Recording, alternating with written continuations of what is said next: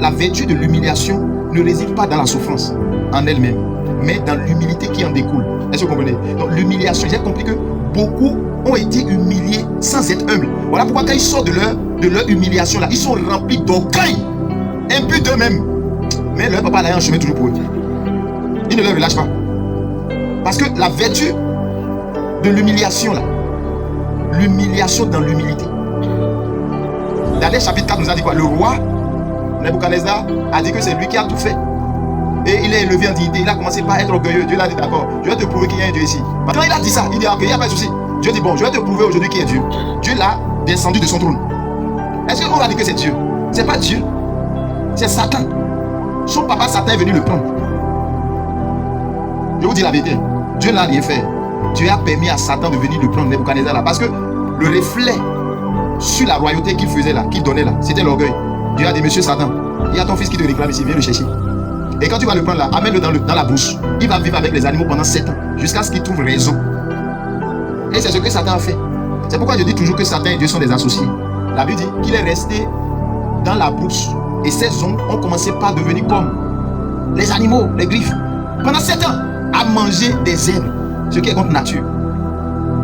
Au 7e année là, il dit et mais quand tu t'humilies,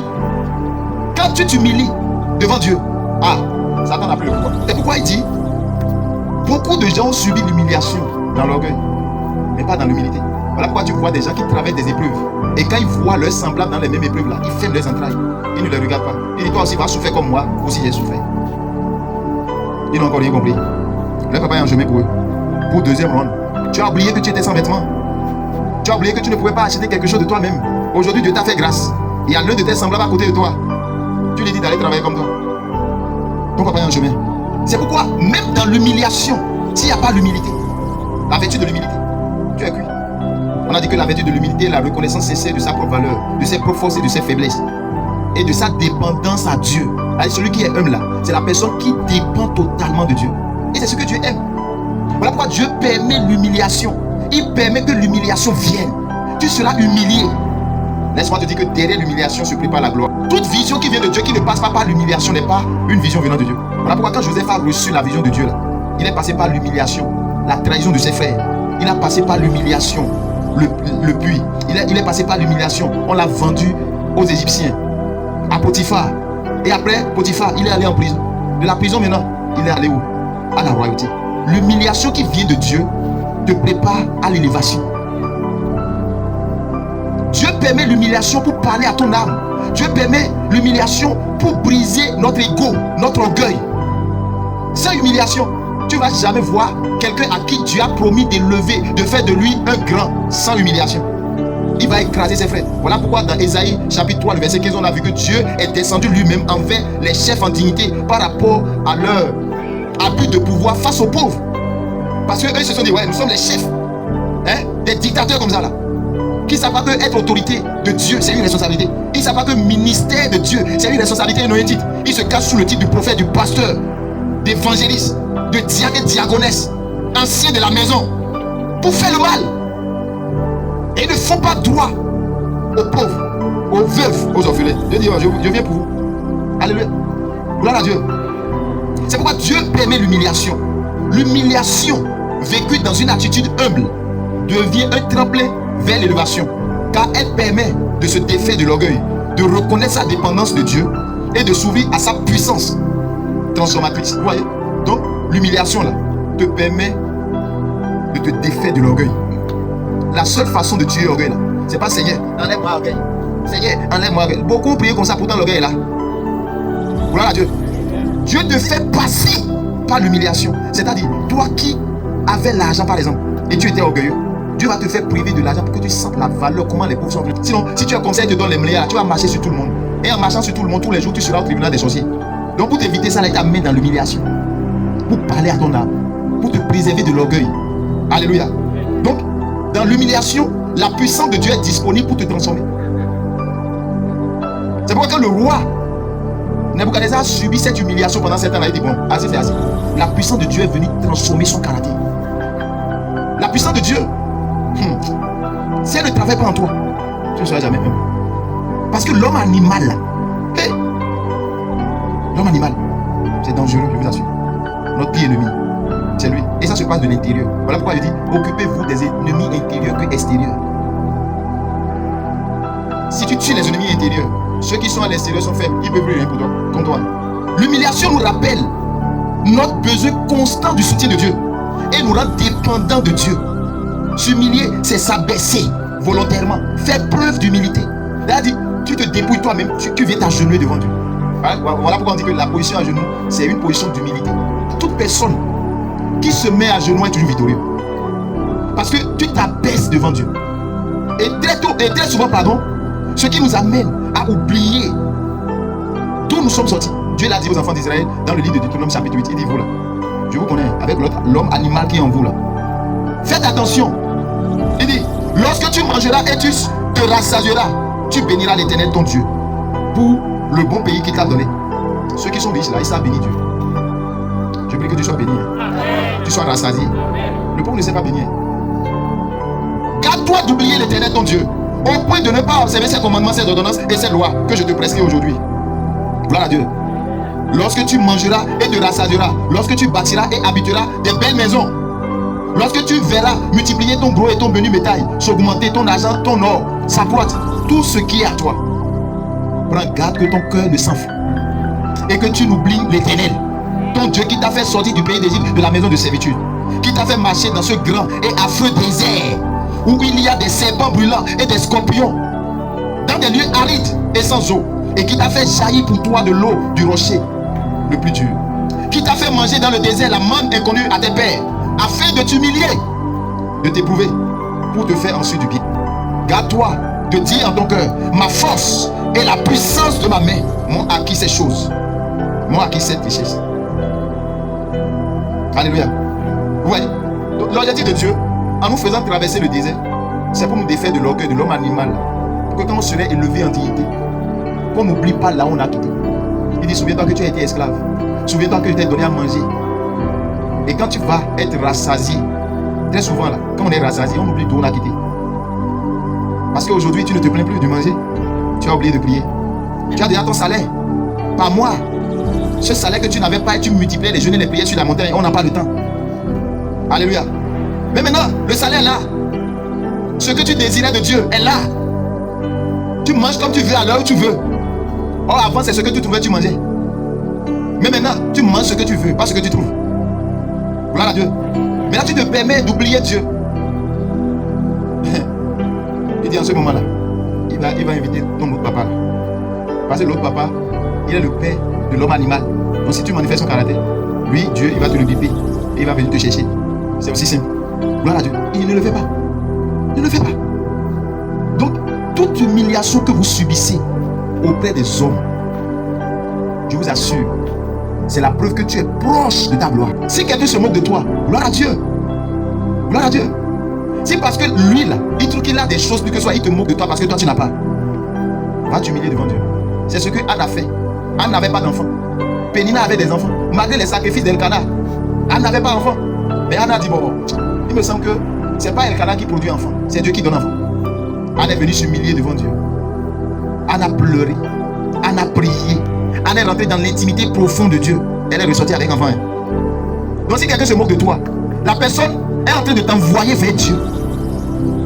C'est lui qui est le créateur de toutes choses. Donc ne te blesse pas. Ne sois pas blessé dans ton âme profonde au point de laisser assez au diable dans ta vie. Parce que quelqu'un s'est moqué de toi. Parce que tu n'as pas quelque chose. On s'est moqué de toi.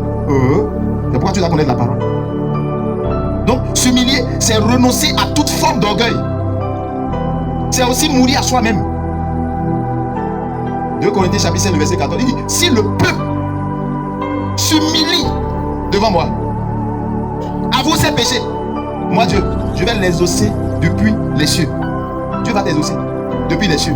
Parce que tu t'es abaissé devant lui. Tu t'es humilié devant lui. Toute humiliation qui viendra salir ton Dieu, Dieu va te relever toujours. Il ne savait pas que derrière l'humiliation qu'il était en train de subir, Dieu préparait une double bénédiction. Job avait beaucoup de choses et de biens. Beaucoup de biens. En une seule journée, Satan est venu tout détruire. Parce que Dieu a permis à Satan de venir détruire. Ça, c'est une humiliation que Dieu a donné la permission au diable de venir faire. Mais le diable ne savait pas que quelque chose de grand se préparait pour Job. Je vous assure que si le diable savait que Job allait recevoir une double bénédiction, malgré que Dieu lui a dit d'aller détruire Job là, il n'allait pas faire. Il a dit, je te connais, si je fais maintenant là, tu vas encore élever Job en dignité, je l'ai abaissé, je ne le ferai pas. Dieu l'appelle bête. Personne ne peut comprendre les plans de Dieu. C'est pourquoi ne te moque pas de ton frère, ne te moque pas de la situation de ton frère, de ta soeur aujourd'hui. Tu risques d'être paralysé demain. Je te dis la vérité. Je suis le témoin de ce que je vous dis. Quelle humiliation j'ai pas reçue. Aujourd'hui, ils sont étonnés de voir ce que Dieu est en train de faire. Et Dieu dit, ils n'ont pas encore vu. S'ils ne croient pas au premier signe, ils croiront au dernier signe. J'étais incapable de garder le micro et de parler face au public. Qui suit moi? Qui suit pour parler? Dieu permet des situations difficiles à ta soeur, à ton frère. Ne te moque pas. Si tu n'as rien à faire, si tu n'as pas l'argent à lui donner, va au moins prier pour lui. Va au moins prier pour lui. Arrête de te moquer. Parce que si tu te moques aujourd'hui, là, tu es en train de fermer les portes. Et la personne ne te fera jamais du bien.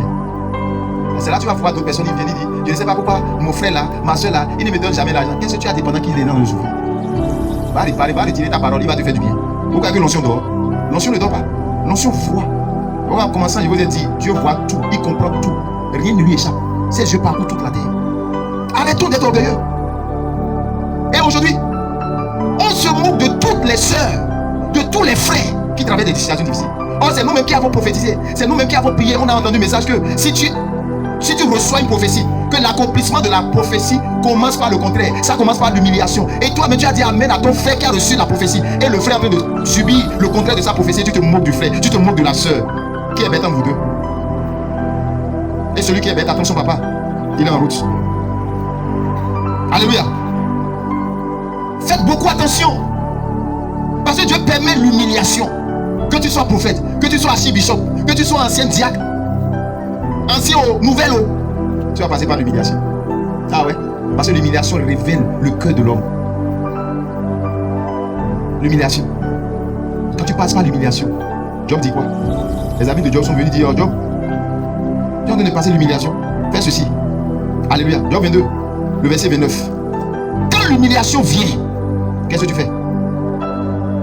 Vient l'humiliation, tu prieras pour ton relèvement. Amen. Dieu secourt celui dont le regard est abattu. Gloire à Dieu.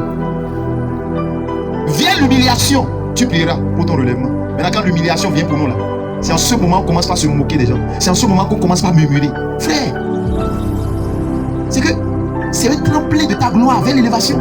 Et Dieu montre l'humiliation là à ceux qui n'ont pas l'esprit de Dieu de s'occuper de ça. Et pendant ce moment-là, lui te bâtit ici. Mais toi, tu dois prier pour ton relèvement. Tu ne dois pas être abattu. Tu ne dois pas faire chantage à Dieu. Quand nous sommes humiliés, on fait chantage à Dieu. Dans Philippiens chapitre 2, le verset 8. Regarde Dieu. Il dit quoi? Jésus lui-même s'est humilié. Hein? Il s'est humilié. Du ciel là-bas, là, il est descendu. Il a pris la forme humaine. Il a pris nos péchés. Il est allé jusqu'à la croix, jusqu'à mourir. Il s'est humilié lui-même. Personne ne l'a forcé. C'est pas Dieu qui l'a convaincu, viens mourir pour tes frères. C'est lui-même qui s'est humilié. Qu'est-ce qui s'est passé après? Dieu l'a abandonné. La Bible dit que Dieu l'a souverainement élevé. Non seulement ça, il a donné quoi? Le nom qui est au-dessus de tout nom. De tout nom.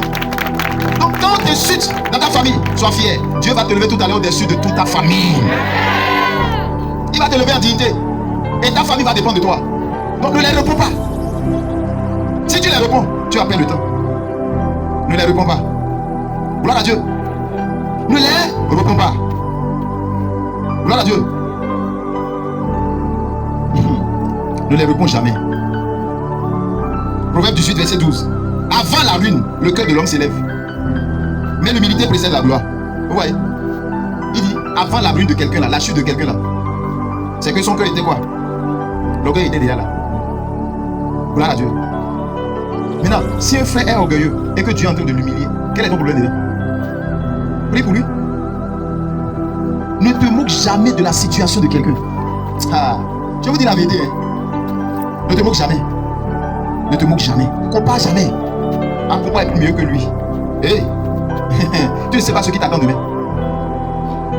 Et dans l'église où nous sommes censés se supporter les uns les autres, s'entraider les uns les autres, c'est dans cette église-là qu'on s'humilie, qu'on se moque des uns des autres. Je disais hier, de voir les cultivateurs, ils n'ont pas Dieu, mais ils s'entraident. Si telle personne fait son cantine, comment vous dites, il fait 2 hectares, il invite les gens viennent faire. Si les gens ne font pas là, à son tour, on ne le fera pas pour lui aussi. Il s'entraide pour avoir beaucoup de récoltes. Mais ici, non. Le jour où tu fais erreur, on s'associe pour aider une personne. La personne fuit. Ou la personne sent d'orgueil. Ou l'autre dit que si nous n'avons pas continué, toi tu serais là. On s'embrouille. Que Dieu ait pitié de nous. Si tu ne passes pas par l'humiliation, oublie la gloire. Donc, quand tu dis Seigneur, fais-moi voir ta gloire, attends-toi à l'humiliation. Ce que tu veux là, quelqu'un doit avoir été insulté par rapport à ça. Humiliez-vous devant le Seigneur et il vous élèvera. Ouais. Donc, l'humiliation, s'humilier devant le Seigneur et il va vous élever. Donc, il n'y a aucune prière qu'on fait pour être élevé. La seule prière pour avoir l'élévation, c'est s'humilier. Tu viens devant Dieu, pas comme tu mérites. Non, personne ne mérite rien. Voilà pourquoi nous avons des prières inexaucées, des prières qui sont suspendues. Le diable a bloqué ça. Pourquoi? Parce que nos prières sont remplies d'orgueil. Oh Seigneur, fais-moi pour que les gens sachent que tu es un grand Dieu derrière moi. Donc c'est toi seul qui as un grand Dieu. Et l'autre créature là, il n'a pas grand Dieu. C'est petit Dieu là. Si tu comprenais la vertu de la dignité, tu ne vas pas dire ça. Donc toi, tu veux que Dieu t'exauce pour que tu écrases les autres. C'est pourquoi d'autres personnes se permettent d'insulter les stériles, d'insulter ceux qui n'ont pas l'argent. Donc toi, tu penses que tu mérites d'avoir l'argent. Frère, tu as l'argent aujourd'hui, c'est bon, c'est ton temps. Pour moi aussi, viens. Dieu ne va jamais m'oublier. Oh, je suis conscient de ça. Parce que quand je vois même ma vie là, il y a 20 ans après, 20 ans en arrière, je n'étais pas comme ça. Viens me voir dans quartier, en train de trimballer dans short en disant que je suis footballeur. Humiliez-vous devant le Seigneur et il vous élèvera. C'est pas un homme qui veut te lever. C'est pas ta maman qui veut te lever. C'est pas le prophète qui veut te lever. C'est Dieu qui veut te lever. Au travers ton attitude d'humiliation, c'est-à-dire, tu te dépouilles de l'orgueil. Tu te rabaisses volontairement. Volontairement, tu t'humilies. Oh Seigneur, élève-moi. Seigneur, élève-moi. Tu n'as pas encore compris. Je vais te lever encore. Voilà le principe que j'ai déjà mis en place. Il faut t'humilier. S'humilier, c'est placer les autres au-dessus de lui et dire que je ne suis rien. C'est dépendre de Dieu. C'est respecter son prochain. Traiter avec dignité son prochain. Si ces conditions ne sont pas remplies, oublie ce qu'on appelle la gloire. Oublie la gloire. Ou bien tu auras la gloire satanique. C'est la gloire satanique qui se vend de tout.